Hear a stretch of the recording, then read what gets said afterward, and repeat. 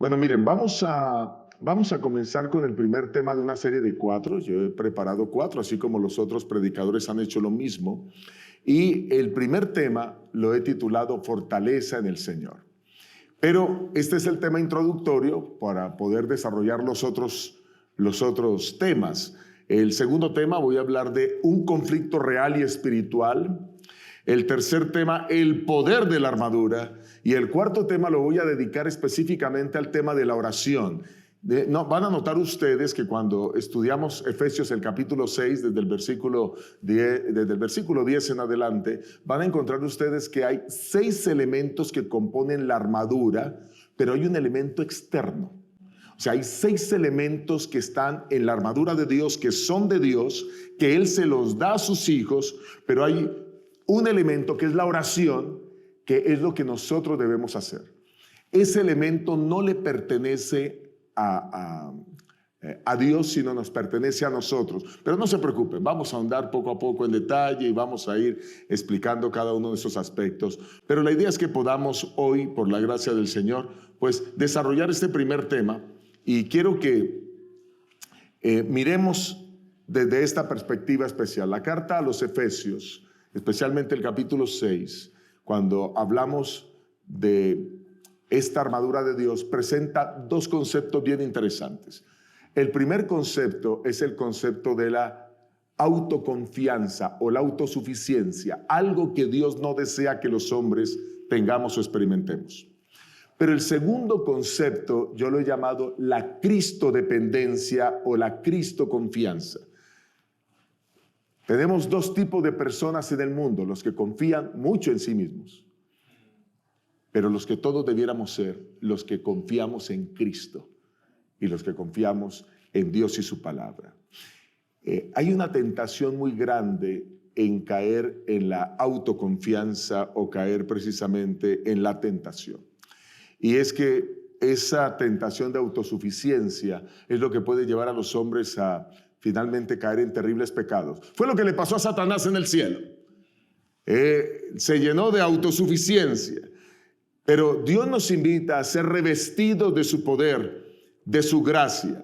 La autosuficiencia es como un virus espiritual. Y de paso, quiero decirles que hay una gran cantidad de motivadores en el mundo, de personas que son oradores en el mundo, que hablan de esto como algo muy positivo. Y es todo lo contrario, es algo tremendamente negativo. La confianza se disfraza a veces de madurez. La confianza se disfraza a veces de prudencia. La confianza o la autoconfianza se disfraza a veces de eficiencia. Y entonces hay personas que pueden sentirse por la experiencia, pues muy aptas para poder tomar decisiones, para desarrollar las actividades que ellos quieren, lanzarse a grandes desafíos. Pero la Biblia dice que separados de mí, dice el Señor, nada podéis hacer. La autosuficiencia crece cuando la oración mengua. Entre más autosuficiencia tiene una persona, menos necesidad siente de orar. Cuando el yo se infla, la palabra de Dios comienza a ser relativa. Y entonces solo tomo de la Biblia lo que me conviene, solo tomo del espíritu de profecía lo que me conviene, e incluso uso la Biblia y el espíritu de profecía para reforzar mis ideas, en lugar de que la Biblia y el espíritu de profecía me digan lo que tengo que hacer. Entonces, miren las diferencias tan grandes. Eso quiere decir que podemos tener grandes líderes cristianos autosuficientes, ancianos autosuficientes, pastores autosuficientes. Y de esa manera, pues caer en este gran pecado o en esta tentación que puede llevarnos a un gran pecado. Lo otro que es interesante con respecto al tema de la autosuficiencia, y aquí solo lo estoy presentando a manera de introducción, es el hecho de que algunos sienten que entre más trabajo, entre más hago para el Señor, pues mejor hago. Y la Biblia nos muestra todo lo contrario, que entre más se dependa de Dios, más cosas hace Dios a través de nosotros. Y no autosuficiencia. Vamos a ir a la presentación, porque quiero que quiero ilustrarles y presentar algunas cosas bien interesantes que tenemos en pantalla. Así que ya ha quedado claro este concepto, y vamos a pasar al otro concepto que quiero compartir con ustedes, que es lo que yo he llamado la cristoconfianza o la cristosuficiencia. Y es pasar, por supuesto, de la autoconfianza netamente a la confianza en Cristo Jesús. Vamos a comenzar abriendo la Biblia en Efesios, el capítulo 6, el versículo 10. Esto es lo que vamos a estudiar durante todos estos días, este fin de semana. Efesios, capítulo 6, versículo 10. Dice Dios en su palabra, dos frases muy importantes. Número 1, fortaleceos en el Señor. Y la segunda frase, y en el poder de su fuerza. Fortaleceos en el Señor y en el poder de su fuerza. Quiero que analicemos estas dos frases para mirar elementos fundamentales que hay allí. Cuando ustedes, o si tuviéramos que ir al idioma griego, el idioma original en que fue escrito el Nuevo Testamento, específicamente la epístola a los Efesios, encontraremos que fortaleceos significa no recibir poder, perdón, no tener poder propio, no generar poder, sino indica recibir poder. O sea que cuando está diciendo fortaleceos en el Señor, está diciendo recibe poder de parte de Dios. ¿Está claro? Recibe poder de parte de Dios. No se trata de simplemente nosotros sentirnos en la vida cristiana y en la vida espiritual optimistas de que todo nos va a salir bien, sino aquí lo que se trata es que necesitamos someternos a Dios para que Él pueda darnos su poder. Así que ese fortaleceos tiene que ver con sometimiento. Ahora, la segunda frase, y en el poder de su fuerza. Esta frase, pues, describe la energía divina que tuvo Cristo para vencer el mal y el pecado. Cuando nosotros hablamos de que ahora necesitamos ser fortalecidos en el Señor y en el poder de la fuerza que Él tuvo para vencer, es porque esa misma fuerza está disponible para nosotros hoy. Todos nosotros podemos recibir de esa misma fuerza que Cristo nos dio. Para poder aclarar más este concepto, vamos a Efesios, el capítulo 1, el versículo 19 y 20. Efesios capítulo 1, versículo 19 y 20. Y quiero que vayan conmigo en sus Biblias. Efesios 1, versículo 19 y 20. Miren cómo la palabra del Señor muestra cuál fue la clave del triunfo de Cristo. Vayan conmigo, ahí está. Y cuál la supereminente grandeza de su poder para con nosotros, los que creemos, según la operación del poder de su fuerza. Escuchen el 20. La cual operó en Cristo, resucitándole de los muertos y sentándole a su diestra en los lugares celestiales. Aquí está mostrando este texto que la fuerza de la cual nos está hablando Efesios 6:10 es precisamente de la fuerza que tuvo Cristo, pero una fuerza, un poder extremadamente inmenso. Fue un poder tan inmenso que le permitió a Jesús resucitar de los muertos y un poder tan inmenso que le permitió a Jesús sentarse a la diestra del Padre. Ese es el poder que el Señor quiere darnos. Ese es el poder que Él quiere brindarnos. O sea, la grandeza del poder está a disposición nuestra. En otras palabras, cuando nosotros hablamos de la armadura de Dios, realmente lo que estamos hablando es que esa armadura no es una armadura que nosotros simplemente vamos a pedir, sino que es la armadura que tuvo Cristo para vencer. Y esa armadura que tuvo Cristo para vencer es la que Él ahora nos brinda para que podamos obtener la victoria. Y esa armadura incluye el poder de Dios para poder vencer el mal y el pecado. En otras palabras, de la misma manera como Cristo venció, es de la misma manera como nosotros podemos vencer. ¿Está claro? De la misma manera como Cristo venció a Satanás, es la misma manera como nosotros, por la gracia de Dios y con su poder, podremos vencer a Satanás. Así que lo único que tenemos que hacer es descubrir cómo lo hizo el Señor y nosotros ahora podremos verlo de esa manera. Dios quiere darnos su armadura, quiere darnos esa verdad. Y para que podamos entender un poco más esto de Efesios, el capítulo 6, Efesios 6 hace eco en el profeta Isaías. Esto que está tomando el apóstol Pablo realmente lo está trayendo desde Isaías. Quiero que vayan conmigo a Isaías, el capítulo 59. Isaías 59. En este estudio de la armadura de Dios, miraremos cómo los profetas del Nuevo Testamento pues toman precisamente las figuras de los profetas del Antiguo, en este caso de Jeremías. Jeremías capítulo 59. Perdón, Isaías, disculpe. Gracias. Isaías capítulo 59, versículo 17, y vamos a leer el 18 también. ¿Están conmigo? Ok. Dice Dios en su palabra, Isaías 59, 17. Pues de justicia se vistió como de una coraza, con yelmo de salvación en su cabeza. ¿Se acuerdan que Isaías también habla del yelmo de salvación? Sigue diciendo, tomó ropas de venganza por vestidura y se cubrió de cielo como de manto. Verso 18. Como para vindicación, como para retribuir con ira a sus enemigos y dar el pago a sus adversarios. El pago dará a los de la costa. Dice a sus adversarios, el pago dará a los de la costa. Miren lo siguiente, cuando ustedes leen Isaías, el capítulo 59, ustedes van a encontrar, queridos hermanos, en Isaías, los pecados de la nación de Israel. Y cuando ustedes leen esos pecados de Israel, ahora Dios se prepara para enfrentar esos pecados de Israel. Por eso el versículo 18 presenta a Dios como un guerrero. Y ese guerrero para poder enfrentar esos pecados.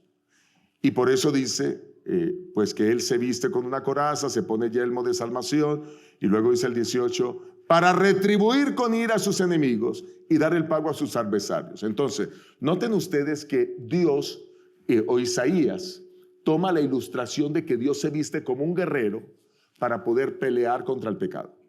¿Quedó claro eso? Dios se está vistiendo como un guerrero para pelear contra el mal. ¿Está claro, verdad? Ok, entonces, de aquí de Isaías es que el apóstol Pablo toma la armadura que aparece en Efesios. Solo que en Isaías la armadura le pertenece a Dios. Dios se viste para pelear contra el mal, contra los pecados de Israel. Ahora, esa armadura, dice Efesios, ahora nos la quiere dar a nosotros, a su iglesia. Es la misma armadura de Dios, no es otra. No tenemos que inventar nuestra propia armadura.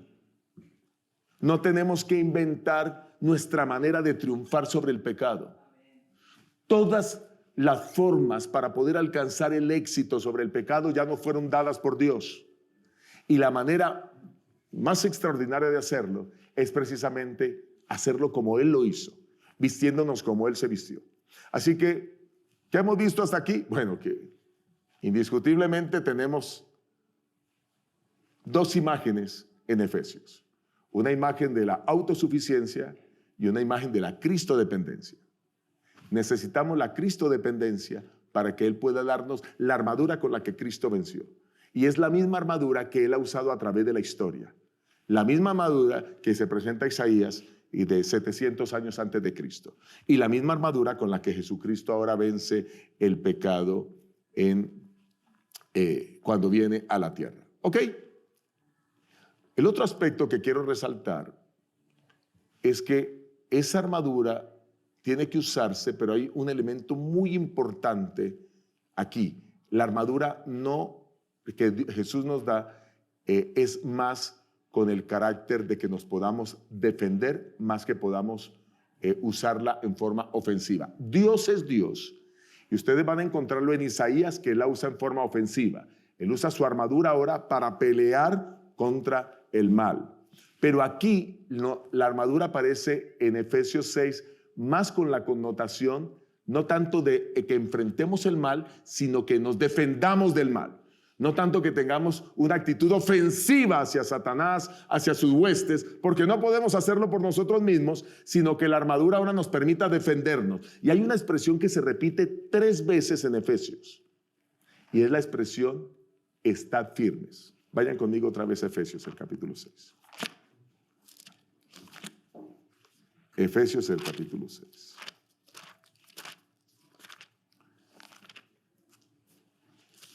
Vamos a mirar allí el versículo 11, el 13 y el 14. Efesios 6. versículo 11, luego el 13 y el 14. Vamos con el 11. Vestíos de toda la armadura de Dios para que podáis estar, ¿qué? Firmes contra las acechanzas del diablo. ¿Qué es estar firmes? ¿Qué es estar firmes? Si miramos eso desde la perspectiva de un soldado, los soldados tienen dos maneras de actuar. Una es en forma defensiva y la otra es en forma ofensiva. Cuando es en forma ofensiva tienen que correr a atacar al enemigo, ¿correcto? Pero cuando es en forma defensiva, ¿qué tienen que hacer? Estar firmes. No sé si ustedes han tenido la oportunidad de mirar escenas de los combates de los ejércitos romanos. Porque aquí lo que está usando el apóstol Pablo es la figura del vestido de un soldado romano. Y el soldado romano, cuando tomaba actitud defensiva, se ponía con su escudo, usaba su lanza como apoyo, ponía su escudo y podían venir todas las flechas de parte del enemigo. Pero él está firme para que las flechas no le hagan daño. No es el momento de atacar, es el momento de estar firme, quieto, pero defendiéndose. ¿Está quedando claro ese concepto? Ahora, eso es lo que Dios está diciendo aquí. Estén firmes porque Satanás los va a atacar. Y firmes es tener los pies sólidos sobre el piso, estar apoyados. Pero miren cómo sigue diciendo el texto de Efesios. Versículo 13. Por tanto, tomad toda la armadura de Dios para que podáis resistir en el día malo y habiendo acabado todo, ¿estar qué? Firmes. Otra vez se repite la palabra firmes. Versículo 14. Estad pues ¿qué? Firmes. Y ahí comienza a describir las partes de la armadura. La firmeza es algo fundamental. El éxito espiritual no consiste en atacar frenéticamente, en actuar. El éxito aquí en el combate está en permanecer firmes. Esto es una actitud 100% defensiva. Mientras este mundo pasa, tenemos que estar defendiéndonos de los ataques. Obviamente, recuerden que nos defendemos con una armadura que no es nuestra. Es una armadura que Dios nos da. Ahora, miremos qué significa esa armadura. Ya la hermana nos había dicho algo por allí ahora. Vamos a Efesios capítulo 4, el verso 24. Efesios 4, 24. Sí, y recuerden que como este es el tema introductorio, lo que quiero es dejar claros los conceptos para que en los próximos temas todo esté claro para ustedes. Efesios 4, 24. ¿Están conmigo, verdad? Dice el Señor. Y vestíos del nuevo ¿qué? Hombre, creado según Dios en la justicia y la santidad de la verdad. Les hago una pregunta. ¿La palabra justicia y la palabra verdad aparecen en la armadura? ¿Sí o no? Sí. Sí. ¿La coraza es de qué? De justicia. ¿Y el cinturón es de qué? La verdad. Entonces, aquí está diciendo que esa armadura es la armadura de un nuevo hombre, de una nueva persona. Eso quiere decir que esa armadura realmente representan hábitos que debemos adquirir desde el momento en que conocemos a Cristo como nuestro Señor. Hay personas que toman más tiempo en poder asimilar algunos hábitos espirituales, pero hay otras personas que lo hacen en forma muy rápida. Desde que son cristianos se bautizan y entonces usted puede ver cómo alguien llegó a la iglesia, se bautizó, esa persona rápidamente mostró que era un hombre fiel, consagrado, dedicado, una mujer fiel, consagrada, rápidamente es diácono o diaconisa, rápidamente el diácono se convierte en anciano e incluso aquel que lo doctrinó ve cómo ese nuevo creyente asciende en manera vertiginosa por su consagración a Dios. Y uno dice, wow, ¿cómo desarrolló más hábitos de oración, más hábitos de predicación, más hábitos de una cantidad de cosas? Eso es extraordinario, cómo se da el crecimiento en algunos más que en otros. La vida espiritual no es igual en todas las personas. Por eso nosotros no podemos imponerle mi vida espiritual a los demás. Nosotros debemos ser inspiración para otros, debemos ser motivación para otros, pero no tenemos que juzgar a los otros porque no hacen lo que yo hago, que es el gran error que cometen muchos padres con sus hijos cuando están pequeños, y estos crecen y a la primera instancia se van de la casa y se van de la iglesia y no quieren saber nada de la iglesia porque se les quiso imponer los hábitos espirituales que yo desarrollé. Y así no funciona. Yo quiero que cada uno entienda hoy, o entendamos hoy, que estos hábitos espirituales que están representados en la armadura son para que seamos nuevas personas en Cristo. Y con estos hábitos que son tan sencillos, que podemos enseñar, que no tenemos que imponer, porque Dios no impone nada, podemos entonces nosotros triunfar e inspirar y motivar a otros para que triunfen también. ¿Está claro esto? Ahora, eso es el nuevo hombre. O sea, vamos a ser vestidos con una armadura, pero esa armadura son los hábitos de un nuevo hombre en Cristo Jesús. ¿Quedó claro ese otro concepto? Ok, ya hemos hasta aquí aclarado varios conceptos que van a ser vitales para entender toda esta perícopa que presenta, esta porción de la Biblia de Efesios que presenta el concepto de la armadura de Dios. Dos conceptos. Yo como maestro me gusta repetir los conceptos porque la repetición es la madre de la enseñanza. Así que si me escuchan repetir, quiero que sepan que lo hago a propósito. Porque todo lo que nosotros aprendemos en la vida, lo aprendemos ¿cómo? Repitiendo. ¿Cómo se aprende usted un versículo de memoria? Repitiendo. ¿Cómo se aprende una poesía? Repitiendo. ¿Cómo se aprende un canto? Tú, Cristian, repitiendo. Aquí tenemos que enseñarlo. ¿Cómo aprendes tú a tocar piano, violín? Repitiendo. A conducir, repitiendo. Todo lo que tú hagas en la vida, ¿lo aprendes qué? Repitiendo. ¿Por qué las abuelas cocinan tan rico? Porque repiten todo el tiempo la cocina. O sea, todo repitiendo. Entonces, los conceptos los voy a estar repitiendo para que queden grabados en la mente. Efesios 6 está presentando un conflicto entre dos situaciones. La autoconfianza, de la que voy a hablar un poco más ahora, o la autosuficiencia, y la cristoconfianza o la cristosuficiencia.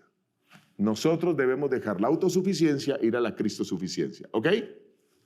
El segundo concepto muy interesante que presentamos es que la armadura no es una armadura nuestra, ni debemos inventarla. Es la armadura que Dios ha usado a través de la historia, que Cristo usó para vencer el pecado y que ahora nosotros vamos a ¿qué? A usar por su gracia y poder. Está claro ese otro concepto, ¿verdad? El otro concepto que hemos visto bien interesante es que nosotros para recibir esa armadura, de que debemos estar, para vencer el pecado debemos estar firmes, como el soldado. Es una actitud defensiva y de esa manera podremos vencer. Y el cuarto concepto que hemos presentado es el concepto que mostramos aquí en Efesios con claridad, y es que esa armadura representa hábitos espirituales para poder vencer el pecado. ¿Ok? ¿Vamos bien hasta aquí? Muy bien, vamos bien.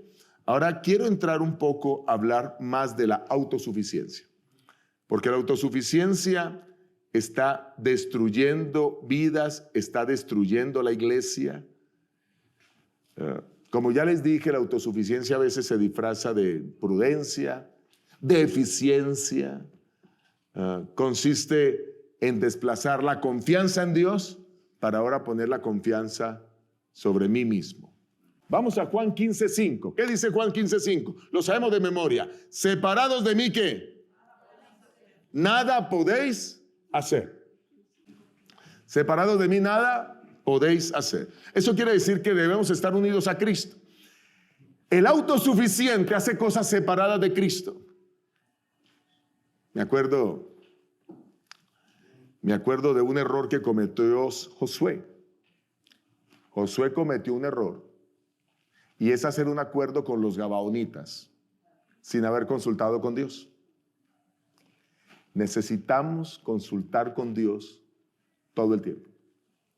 Cuando no consultamos con Dios nos volvemos autosuficientes. Consulta con Dios aún en lo más mínimo. Y vas a ver cómo tu vida va a ser una vida de victoria. A Dios le encanta que dependamos de Él. Por eso es que el Señor dice que debemos ser como niños para poder entrar ¿en dónde? En el reino de los cielos. Yo les hago una pregunta. ¿Un niño de 4 años está preocupado por qué va a comer? ¿Está preocupado dónde va a dormir? No. ¿Está dependiendo de quién? De su papá, de su mamá y de su papá depende el niño. Por eso el Señor dice que debemos ser como niños. Nosotros debemos depender de Dios todo el tiempo. Por eso hay que consultarle todo. Si tenemos hambre, decimos, Señor, tenemos hambre. Si necesitamos techo, Señor, tenemos techo. Como lo hace un niño.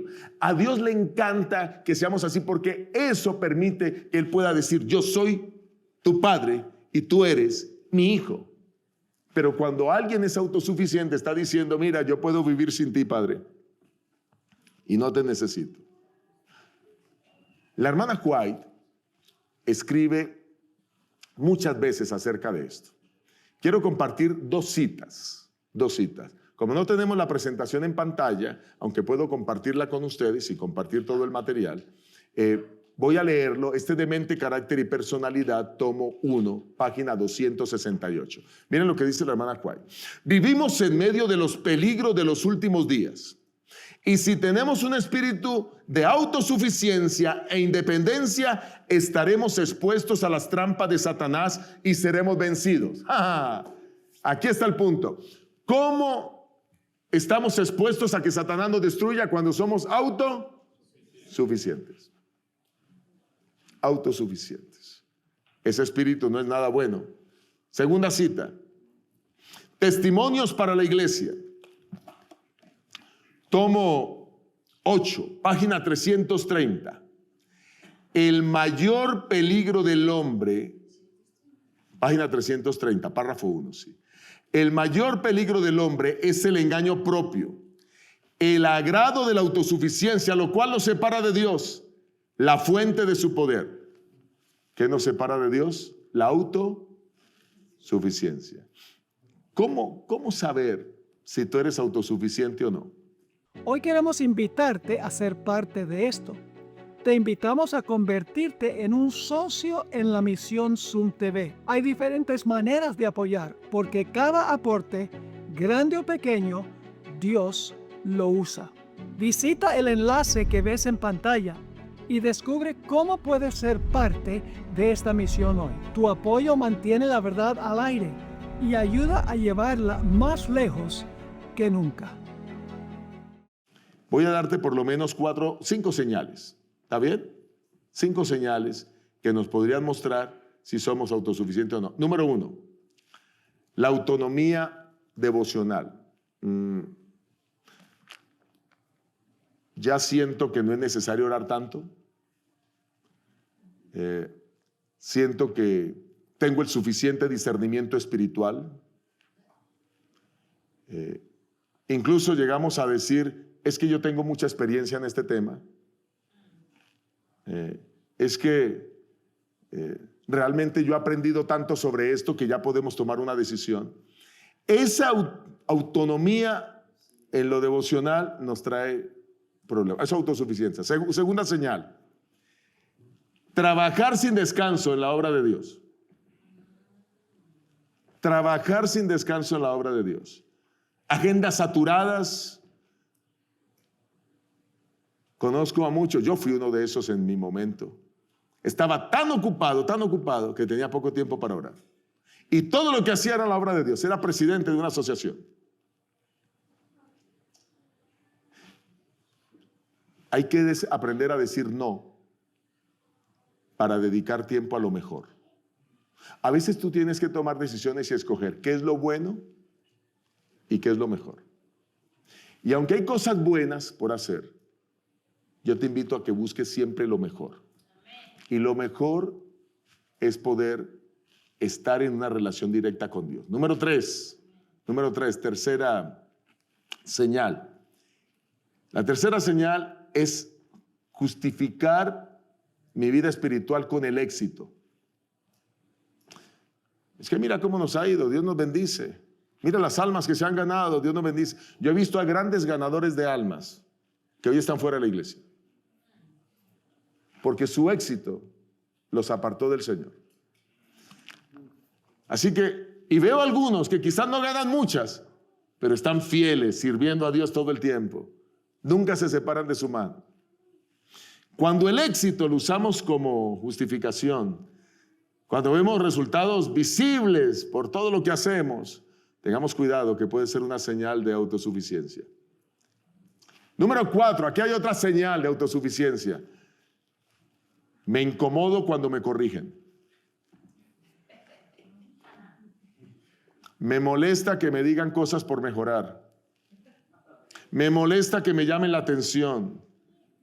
Consejos pastorales, aún sermones. Yo he encontrado hermanos que a la salida dice, pastor, usted ese sermón lo echó fue contra mí. No, hermano querido. Y recuerdo un hermano que tuvimos que disciplinar en una iglesia por autosuficiente.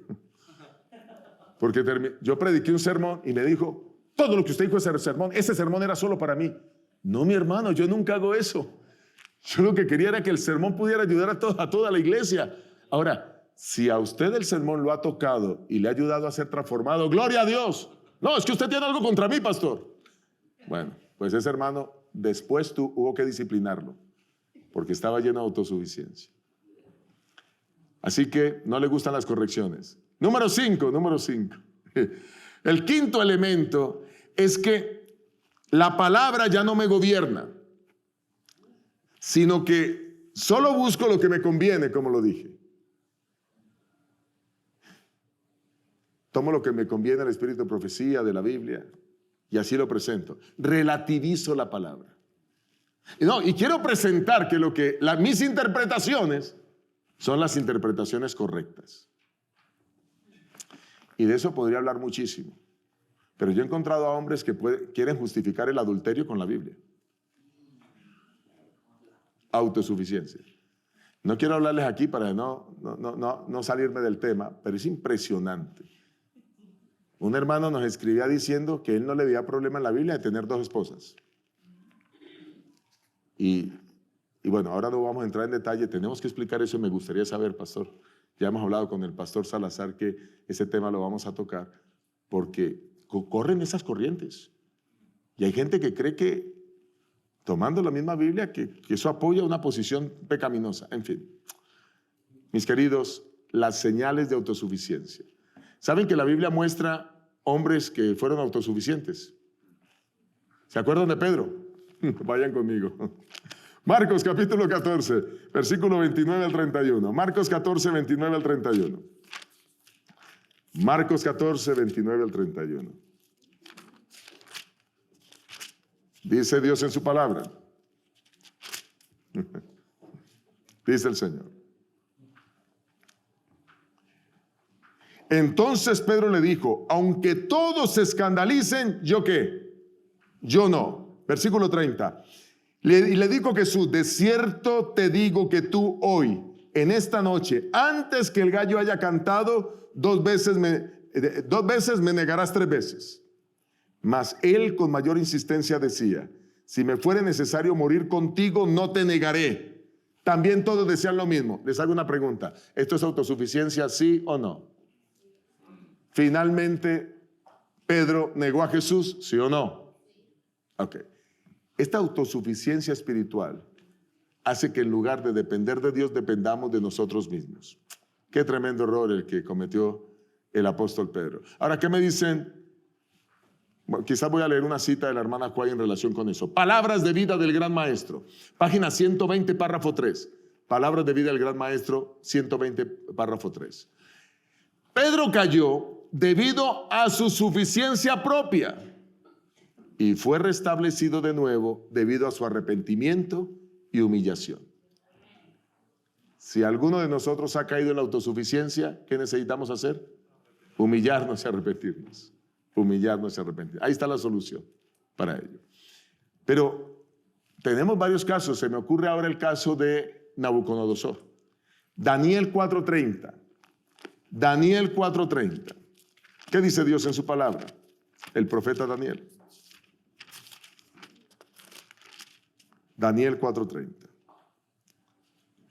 Habló el rey y dijo: ¿no es esta la gran Babilonia que yo edifiqué para casa real con la fuerza de mi poder y para la gloria de mi majestad? Y ustedes conocen el resto de la historia. Tan pronto terminó de pronunciar esas palabras, ¿qué le pasó a Nabucodonosor? Perdió el raciocinio. Y durante 7 años estuvo comiendo hierba como los animales. La autosuficiencia nos lleva precisamente a creer que nosotros hacemos las cosas. Mira, tú eres líder de iglesia y los que nos están viendo a través de la televisión y los dispositivos, si tú eres líder de iglesia, ten mucho cuidado, porque necesitamos dependencia, oración, entrega al Señor. Solo así estaremos listos para poder recibir de sus bendiciones. ¿Qué debemos hacer? Pues discernir nuestro error. Ojalá que este tema nos haga discernir y confesar nuestro pecado. ¿Saben que la autosuficiencia generalmente no es visto como pecado? Pero la autosuficiencia se desprende del más grande de los pecados. ¿Cuál es el más grande de los pecados? El orgullo. Del orgullo se desprende la autosuficiencia. Y eso nos lleva pues a que incluso iglesias enteras estén en conflicto por este pecado. El primer paso para romper la autosuficiencia es reconocerla y luego pedir al Señor, confesar el pecado y decirle al Señor: Señor, muéstrame que debo confiar más en ti, que debo orar más en ti, que debo hablar más contigo, que debo relacionarme más contigo. Así que ya queda claro este asunto y ahora quiero entrar en la siguiente sección para hablar de las disciplinas. Ahora sí voy a hablar de la armadura como tal y volvamos a Efesios, el capítulo 6, para hablar de cuáles son esos hábitos de la dependencia, cuáles son esas disciplinas espirituales que nosotros debemos aprender. Volvamos a Efesios. Efesios capítulo 6. Voy a leer del 14 al 17. Ya miramos el 10 y ahora en los próximos temas vamos a desmenuzar esto con más detalle, ¿ok? Pero vamos al 14.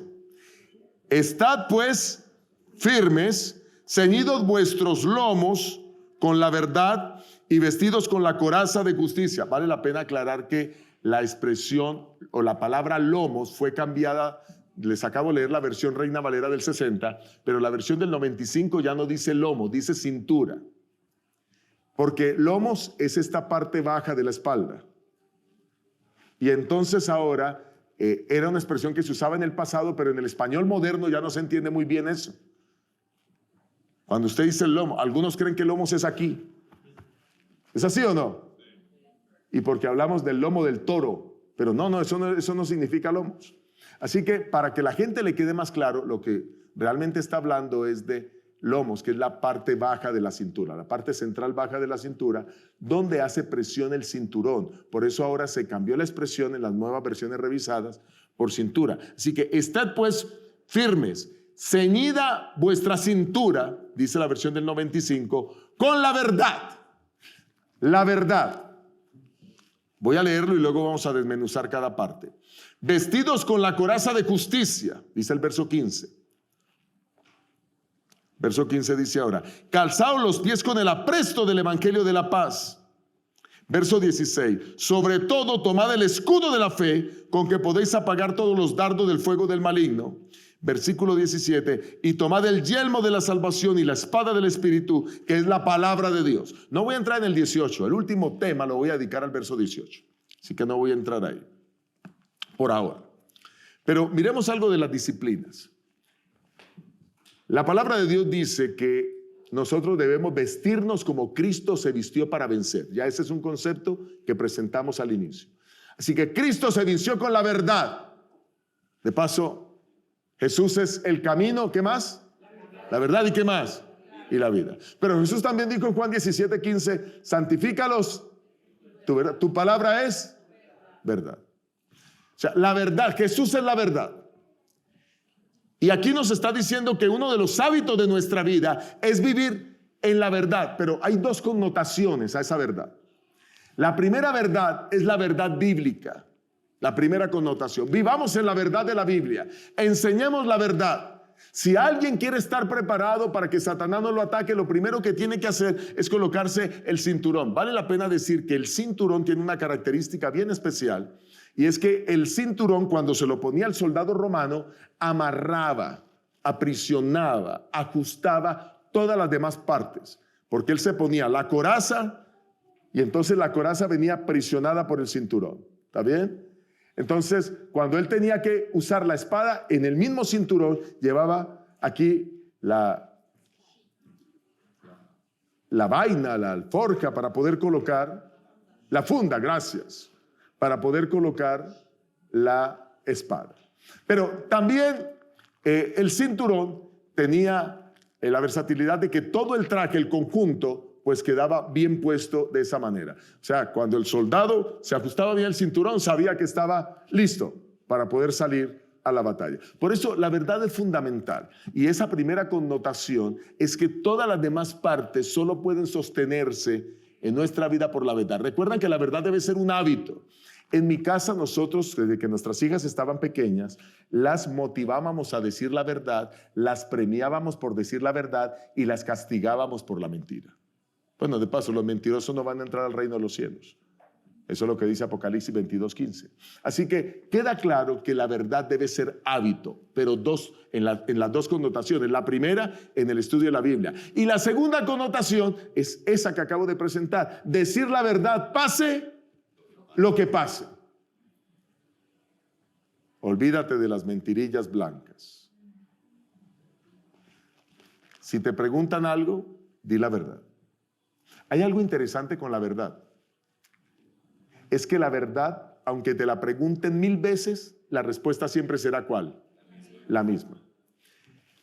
Los expertos en interrogatorios de la CIA o de cualquier institución de cualquier país saben cómo hacer llegar a alguien para saber si está diciendo mentiras, y es preguntarle lo mismo de diferentes maneras.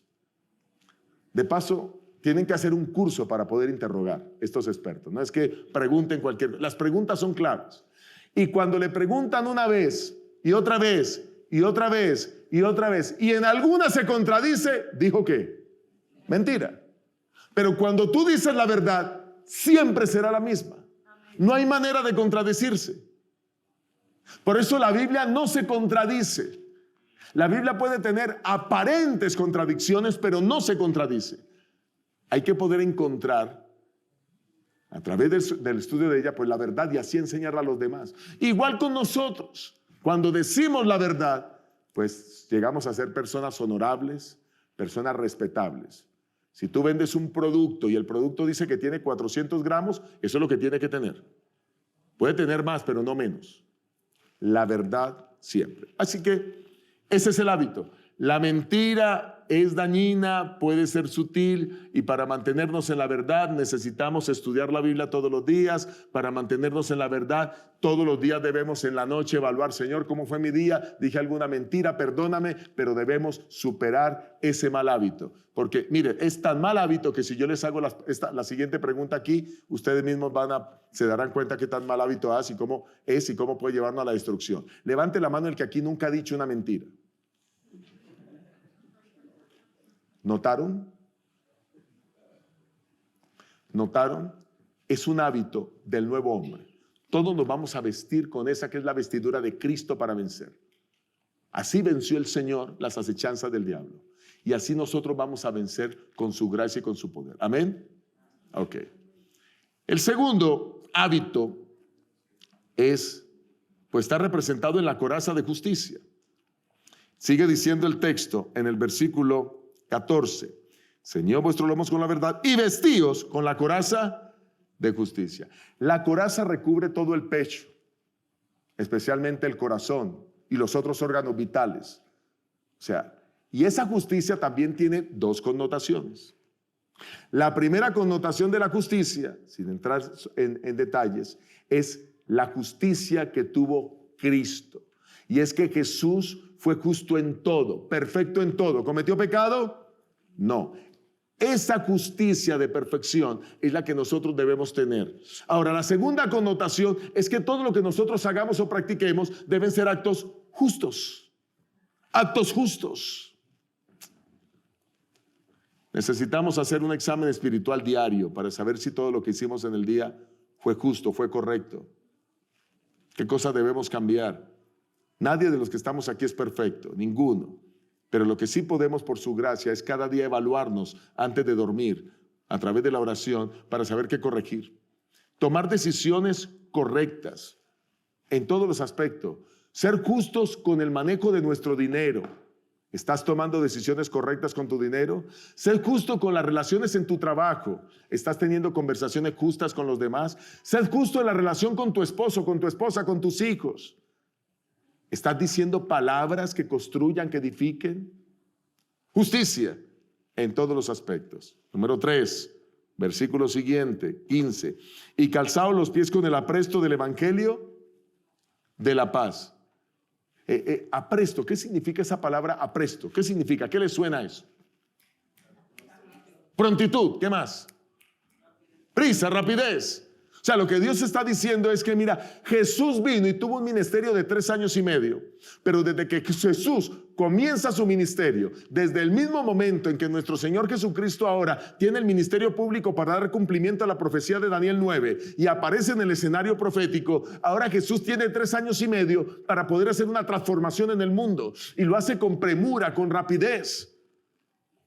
Avanza el Señor en esa tarea y nos está diciendo, ustedes si quieren poder evitar que el enemigo toque sus vidas, tomen esa actitud defensiva, estén firmes, pero tienen que tener el calzado con el apresto de predicar el evangelio. Hay que ir a predicar. Yo valoro muchísimo que estudiemos la Biblia. La Biblia es importante estudiarla, pero ¿qué sirve que tú te metas como un ermitaño a estudiar si no vas a predicar? No sirve de nada. La Biblia tiene que hacerse práctica en nuestras vidas a través de la predicación. Y predicar es más sencillo de lo que tú te imaginas. Es saludar con amabilidad a todas las personas. Es preguntarles acerca de su vida, dejarlos que hablen y buscar la oportunidad para compartirles. Y si alguien se muestra dispuesto, orar con ellos y por ellos. Y deja que Dios se encarga por medio de su Espíritu de colocar en ellos el deseo de seguir en esa comunicación contigo. Hay que hacer amigos. Nosotros estamos recién pasados al vecindario donde estamos. Y mi esposa oró al Señor. Señor, salgo a caminar. Mientras yo estaba en la oficina. Necesito buscar una amiga para compartir el evangelio. Ya lleva varias caminatas con esa amiga. Ya se le entregó la Biblia, ya se le entregó la fe de Jesús, ya se oró con ella. Pero ahora mi esposa está con una segunda amiga. Y ahora dijo, ahora tengo que salir con esa amiga que saca a pasear 4 perros, le voy a ir a ayudar. Y ahí está mi esposa en ese siguiente trabajo. Pero así como ella lo hace, lo hemos hecho en todos los lugares donde hemos vivido.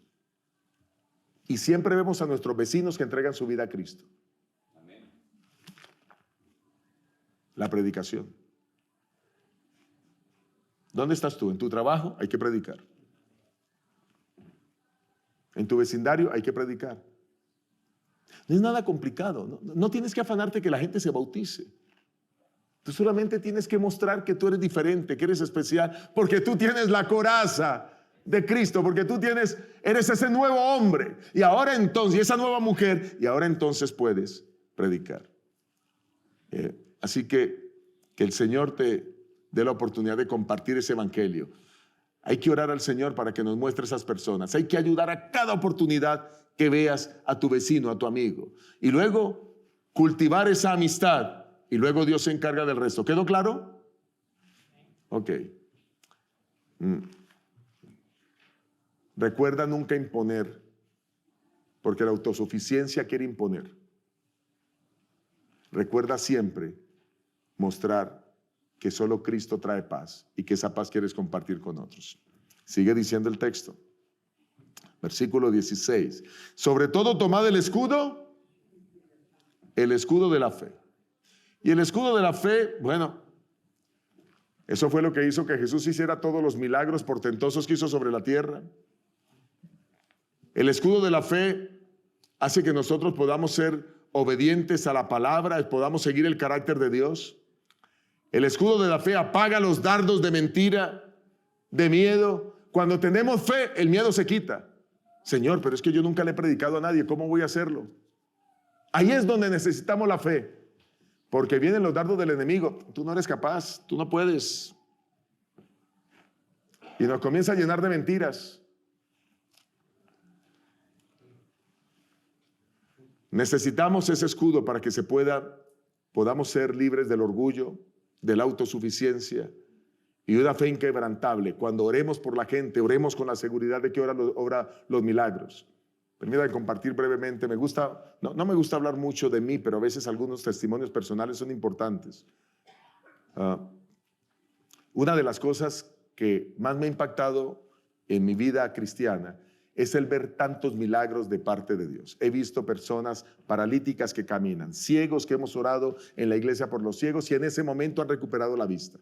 En ese momento se han levantado de su silla de ruedas. Hemos orado por personas con cáncer que en ese momento han sentido que una mano los toca, un calor los toca y son sanados en forma milagrosa. Y aquí podría hablarles muchas de esas cosas, pero el punto es que solo la fe puede obrar el milagro. He visto a decenas de personas poseídas por demonios y como cuando se ora con fe, los demonios se van. La fe. Algunos no ven milagros porque no oran por los otros. Pero si tú quieres ver milagros, si quieres ver el poder de la fe actuar en tu vida, necesitas ir como Cristo lo hacía y orar por los enfermos.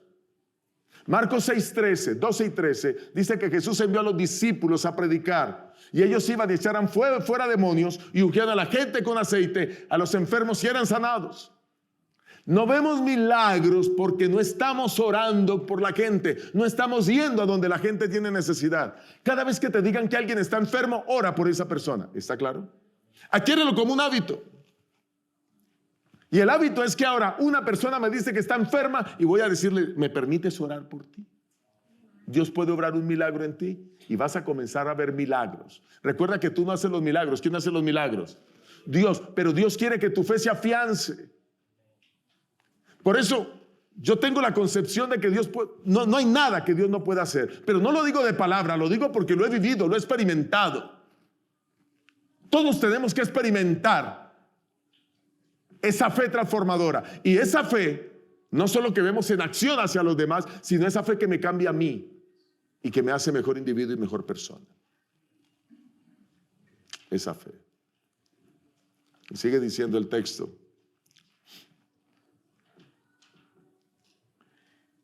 Y tomad el yelmo, ¿de qué? De la salvación. Noten que esta expresión yelmo de la salvación ya la vimos en Isaías. Pero el yelmo de la salvación es que nosotros debemos tener claro nuestra esperanza escatológica. ¿Cuál es nuestra esperanza escatológica? Que Cristo viene pronto, que viene la redención, que viene la salvación, que somos salvos, que el hecho de que ahora yo estoy en los caminos de Dios es que yo tengo claro que la salvación está en mí.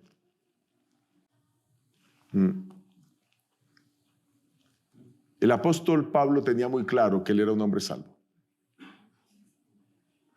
Tan claro tenía el apóstol Pablo que era un hombre salvo, que en Filipenses 1:21 dijo, para mí el vivir es Cristo y el morir es ¿qué? Pablo sabía que si moría en ese instante, ya la salvación era de él. Nosotros debemos tener la seguridad que si caminamos con ese vestido de Cristo, pues tenemos esa esperanza maravillosa. En lo que Cristo ha hecho en nosotros, en lo que Él hará por nosotros. Debemos meditar en esa salvación todo el día. Soy salvo, Dios me salvó, me dio esa oportunidad. Eso te va a ayudar poderosamente. Y miren, lo que hace el casco, y quizás van a escuchar algunos temas más adelante que hablan de la protección del casco, que protege la mente, que protege el cerebro, pero es que el concepto de la salvación debe ser la verdad clara en nuestras mentes. Cuando cantemos himnos que nos ayuden a confiar en esa esperanza. Evitemos exponer nuestros sentidos a toda la alimentación tóxica de las que el mundo nos ofrece, redes sociales, series, etcétera, etcétera. Y coloquémonos en el camino de poder sentir que esa salvación es nuestra. Estas eran las herramientas de Jesús y son las herramientas nuestras ahora. Y finalmente, la espada del Espíritu. La palabra. Aquí La espada tiene dos connotaciones, una connotación ofensiva y defensiva. Tú te puedes defender con la espada si alguien te ataca, y en este caso la espada es la palabra de Dios, pero también puedes defenderte, pero también puedes usarla para poder atacar a alguien. Si es que te están haciendo daño, tú puedas presentar argumentos bíblicos. ¿No fue eso lo que hizo Jesús cuando estaba con Satanás tentándole? Respondió siempre con la Escritura. Escrito está, escrito está. ¿Sabías que existe un ministerio cuya misión es proclamar la verdad de Dios al mundo y el mensaje final de Dios? ¿Cómo cambiaría el mundo si más personas conocieran el mensaje eterno de esperanza? Zoom TV es igual a Secret Sansil Ministry Televisión. Es un ministerio de enseñanza bíblica 100% de apoyo a la Iglesia Adventista del Séptimo Día. Fue fundado en el año 2002 por un grupo de fieles miembros de iglesia y el pastor Esteban Bor, con una misión clara: proclamar la verdad presente en el tiempo del fin. En el año 2017 esta visión se expandió con el lanzamiento de Zoom TV y Zoom TV Latino, dos canales de televisión que transmiten programación cristiana de alta calidad en inglés y español las 24 horas del día.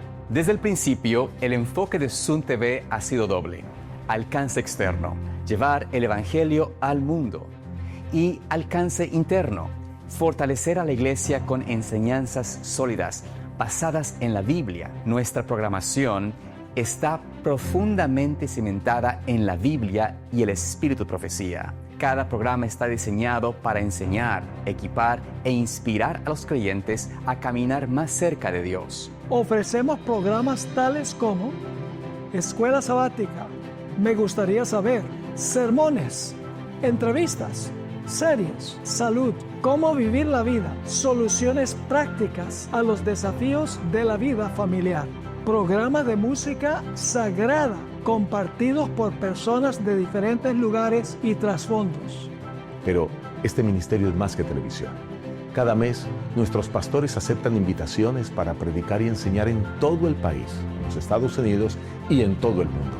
Nuestro equipo pastoral, junto con un dedicado equipo de medios, trabaja incansablemente para proclamar el mensaje de Jesucristo al mundo entero.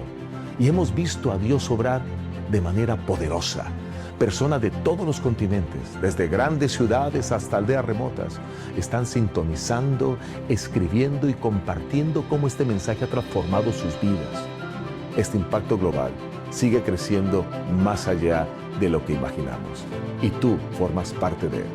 Esto es Zoom TV, Secret Unsealed Ministry, un ministerio que proclama la verdad presente en el tiempo del fin.